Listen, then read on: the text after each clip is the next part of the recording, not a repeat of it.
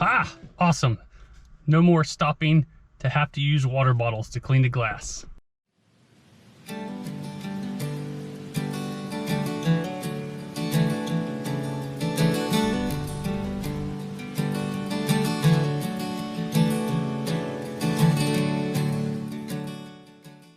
What's up everyone? Welcome back to the channel. This is your resident Land Cruiser nut. And first I want to thank everyone for subscribing to the channel so far. If you like this channel, please help me push to 500 subscribers. All right, let's get to it. I'm going to fix an issue on this truck today that I've had for a while. And those of you that own these trucks are bound to have these issues at some point, or maybe already have. It starts with pushing this button right here and you get no spray. Now it's kind of raining today, that's why the window's wet, but you get the point. It seems my windshield washer reservoir pumps have failed and those are going to need to be fixed. And this problem does not just apply to 80 series Land Cruisers, it applies to the 40, the 60s, the 70s, the 105s, the 100s, all from this era. If you have these vehicles long enough, this is going to happen to you. So let's get inside and show you what the fix is. Okay, now we're back inside and we're going to talk about some of the challenges of trying to repair the existing system. And here we have the reservoir tank. When you open the hood, it's on the inner fender. This is the piece here that connects to the lower reservoir that feeds the back window. Now, if you have issues with this part, you can find replacements, but you're going to have most likely the same issues that you're having. Is that over time the plastic gets brittle, not only from age but also from heat. The other issue is you're going to have is the pumps. Now you're buying a lot of these secondhand, and you can see that I have more than I need, and I actually have two more that they're somewhere around here that I've purchased that aren't working either. And basically what happens is when you're buying these second hand, you're buying them normally from a person that has taken them off the vehicle, and then you have no way of verifying whether they work or not before they send them to you. So I've looked all over the forums, I Ate Mud, and all other different websites, and I have yet to find really a good solution to this until recently. Now, even if you find a good pump, what you could run into is a problem with the gasket that goes inside of here and seals this up and keeps it from leaking. As you can see here, a lot of this one is dry rotted and cracked. And just about every one that showed up that I had ordered had that same problem. And even if I did have a working pump, I had now a leaking gasket that would leak all the fluid out. So after doing all this, I just decided, you know what, there has to be another option. So I started going online looking for a universal system. So last month I found a solution from Cruiser Core, and they make this universal reservoir that has a pump that's already built in, and they market it for the 40, 60, and 80 series Land Cruiser.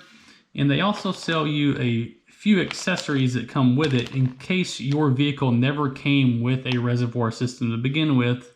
And I think that was the 40 series. They sell you all the equipment to run a whole new line so that you have that option. And it comes with, you know, new button, new sprayers, and it comes with a lot of this tubing. Now, the way you see it right now, I've already done some work to set it up to go inside of the vehicle, but I can tell you a few things that you're gonna have to do. One is you're going to have to remove this fitting, this connection here. So I just cut this off one of my old ones, and I went ahead at the end of the wire and I had soldered everything and made a good connection, because this allows it to be plugged right into the vehicle and operate off your existing system. I also went ahead here and I've set up some of the tubing the way that this connects. You're going to get this tubing here, and it runs from the bottom of this nipple to the nipple that's on the back of the pump. Now, the one thing that this did not come up with was these clamps, and these are a 9mm clamp, and I've already had a bunch of these. I highly recommend using these because this hose isn't exactly a completely tight fitting on here, and you don't want to have any leaks. Now, this system is just a little bit smaller. I mean, you can see the size difference between the two here. And the other problem you're going to face is this only has one pump, so you're only going to get to use your front sprayers. That's not really a big deal to me, since I would rather have front sprayers than back ones anyway. So let's go outside now. You'll see that I've already removed this. I'll kind of talk to you about how this comes out if you've never taken one off. It's fairly simple. It's just 3 bolts. I'll talk to you about how I'm going to install this. I can tell you on the 80 series, this bracket does not work for me. So I had to come up with my own way to secure it. And I tried to find the cheapest way possible because I wanted to keep it in the same location as this, so I don't have to extend any of the wiring from the vehicle, the wiring harness from the vehicle, and I don't want to have to extend the tubes that much from the existing sprayer system. So I'll go outside and explain that more and show you how this works. So now we're at the truck, and I just need to explain a couple things that you're going to need to identify. One, which connector that you're going to be using for the front sprayers. On the 1991 to 1992 FJ80s with a 3F motor, you have 2 connections. You have this black one and you have this gray one.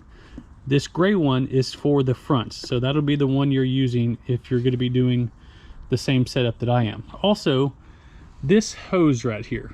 Now, I have used some additional hose that the company supplied me with to extend this, because originally there was this black one that was connected here and it wasn't long enough. So in order to make this work, I needed to extend this hose just really about 6 inches or so. Next, you're going to have to consider where you want to mount it.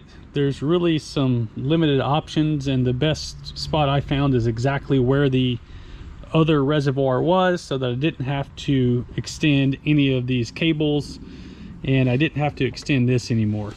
Now this is where the top reservoir connected to, and I'm just going to go ahead and push that down because you don't need it anymore.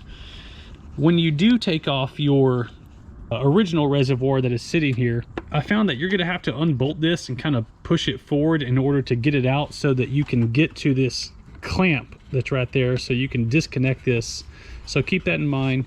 Just all it takes is a little bit of moving this forward and you should be able to get it out, no problems. What you're left with was these existing bolts, 1, 2, and 3. Now, how I'm going to secure mine is with this strap. I just cut a couple holes in it. I'm going to bolt this in right here, and I'm going to bolt the other end right here, and this should be good enough to hold this in place. What I'll do is go ahead and get this set in and put in place and show you how it works. So the one thing I want to mention again is, before you install this, you need to prime this pump. And when you know that it's primed, is that water's coming out there. All right, you see that we got our pump primed, we got all our connections made, we got our clamps on, and now we're just going to go ahead and insert this where it needs to go, right down here.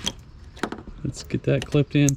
All right, we're clipped in, and let's get it mounted. Okay, so I got this in, got it secure, got all of our bolts tightened down. Those are 10mm, by the way.